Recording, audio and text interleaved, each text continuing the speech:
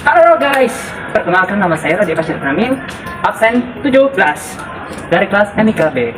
Di sini saya ingin mempresentasikan hasil video kelompok kami, yaitu tentang periodisasi Undang-Undang Dasar 1945. Nah, di sini saya nggak sendirian loh. Kalau mau tahu lanjutnya, yuk ikut keseruan kami. Nah, di sini saya sudah di ruang kelas bersama teman-teman saya. Sebelum itu, yuk kita kenalan dulu yuk sama teman-teman kelas saya. Hai, nama aku Risa Oktaviani Kalista Putri, absen 41. Nah, tadi itu perkenalan teman pertama. Ayo kita perkenalan lagi sama teman kedua kita. Check it out. Halo. Ya, kenalkan, nama saya Fika Nikmatulillah dari absen 20. Oke, itu tadi pertemanan kedua teman saya. Selanjutnya pertemanan yang ketiga teman saya. Hai, perkenalkan aku Ivan Haliza, nomor absen 30. Oke, untuk selanjutnya ini dia. Check it out. Apa itu periodisasi? Jadi, periodisasi ini berasal dari kata periode yang bermakna babak, zaman, dan juga masa. Menurut Kamus Besar Bahasa Indonesia, pengertian periodisasi adalah pembagian menurut zamannya. Secara istilah, periodisasi adalah proses pembabakan dari suatu periode atau masa tertentu yang dirumuskan secara sistematis dan lengkap. Proses pembabakan ini diimplementasikan karena adanya ketimbangan waktu atau masa dari awal kehidupan hingga saat ini. Di lain sisi, periodisasi masuk ke dalam penafsiran sejarah yang dibuat oleh seorang sejarawan. Periode menjadi kerangka dari sejarah dan wujud dari tafsiran sejarawan. Karena itu, periodisasi menjadi akumulasi opini, pendapat, dan juga perspektif dari sejarawan. Bagaimana sih latar belakang periodisasi Undang-Undang 1945? Jadi, latar belakang terbentuknya Konstitusi Undang-Undang 1945 bermula dari janji Jepang untuk memberikan kemerdekaan bagi bangsa Indonesia di kemudian hari. Janji tersebut antara lain berisi, sejak dari dahulu sebelum pecahnya peperangan Asia Timur Raya, DAI Nippon sudah mulai berusaha membebaskan bangsa Indonesia dari kekuasaan pemerintahan Hindia Belanda. Tentara DAI Nippon serentak menggerakkan angkatan perangnya, baik di darat, laut, maupun udara, untuk mengakhiri kekuasaan penjajahan Belanda.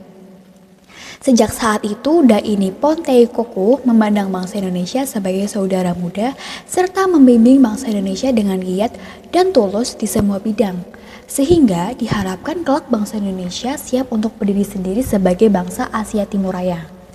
Namun, janji hanyalah janji. Penjajah tetaplah penjajah yang selalu ingin lebih lama menindas dan mengulas kekayaan bangsa Indonesia. Setelah Jepang dipukul mundur oleh sekutu, Jepang tak lagi ingat akan janjinya. Setelah menyerah tanpa syarat kepada sekutu, rakyat Indonesia lebih bebas dan leluasa untuk berbuat dan tidak bergantung pada Jepang sampai saat kemerdekaan tiba. Selanjutnya ada fungsi periodisasi Undang-Undang Dasar 1945. Yang pertama, sebagai pedoman dalam menjalankan kehidupan bernegara. Yang kedua, sebagai hukum dasar yang berisi norma-norma dan aturan yang harus ditaati oleh rakyat. Yang ketiga, mengatur kekuasaan negara dan menentukan hak dan kewajiban rakyat, negara, serta aparat. Lalu ada juga manfaat periodisasi Undang-Undang Dasar 1945. Yang pertama, menjadi landasan dasar yang mengatur seluruh warga Indonesia. Yang kedua, mengatur jalannya pemerintahan. Yang ketiga, menjamin hak asasi manusia. Faktor yang memengaruhi periodisasi. Periodisasi sejarah merupakan dasar penyusunan terhadap cerita sejarah. Penyusunan periodisasi ini sangat dipengaruhi oleh sejarawan atau pakar itu sendiri.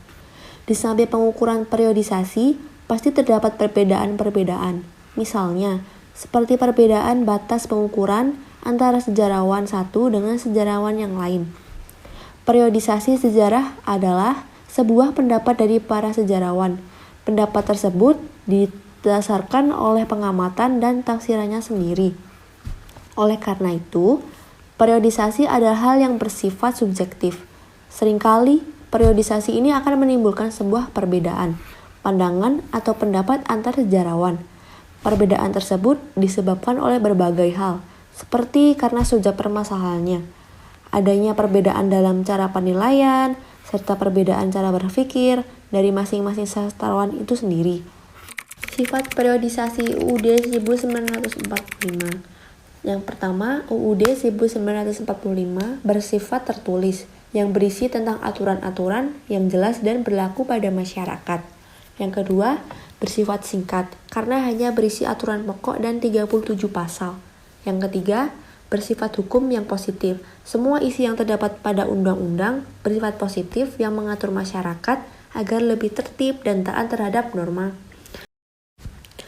Prinsip periodisasi UUD 1945. Yang pertama, adanya kriteria yang digunakan dalam proses pembagian di periodisasi. Yang kedua, periodisasi memiliki sifat teoritis, artinya periodisasi dibuat dalam konteks keilmuan. Yang ketiga, periodisasi memanfaatkan tahun-tahun bulat seperti abad, dasawarsa, dan dekade.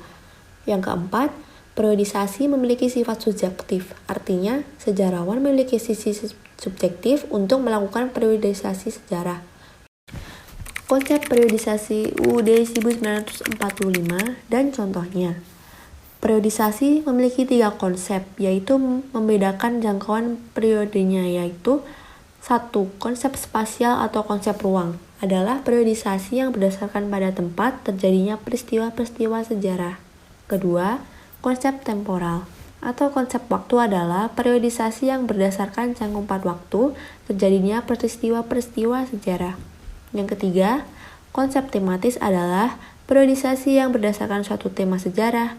Contoh, periodisasi sejarah misalnya zaman batu, zaman es, zaman logam, zaman praaksara, zaman kerajaan Majapahit, Orde Baru, Orde Lama, Reformasi, Revolusi Prancis, Revolusi Industri, Revolusi Amerika, Perang Dunia ke-1, Perang Dunia ke-2, dan masih banyak lainnya.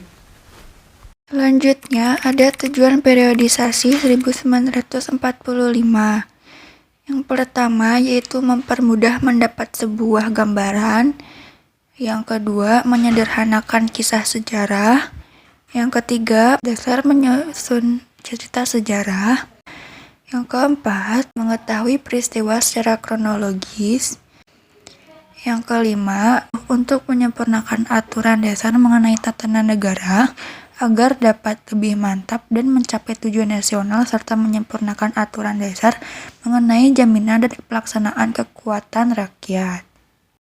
Perbedaan Konstitusi dan Undang-Undang Dasar 1945. Seiring perkembangan sejarah, ketatanegaraan modern menyamakan konstitusi dan undang-undang dasar sejak Oliver Cromwell menjadi Lord Protectorate pada tahun 1660. Sejak saat itulah timbul identifikasi bahwa konstitusi dan undang-undang dasar memiliki prinsip dasar yang sama. Dalam ketatanegaraan Indonesia, konstitusi dan undang-undang dasar 1945 juga sering disamaartikan. Pada dasarnya dua hal tersebut berbeda.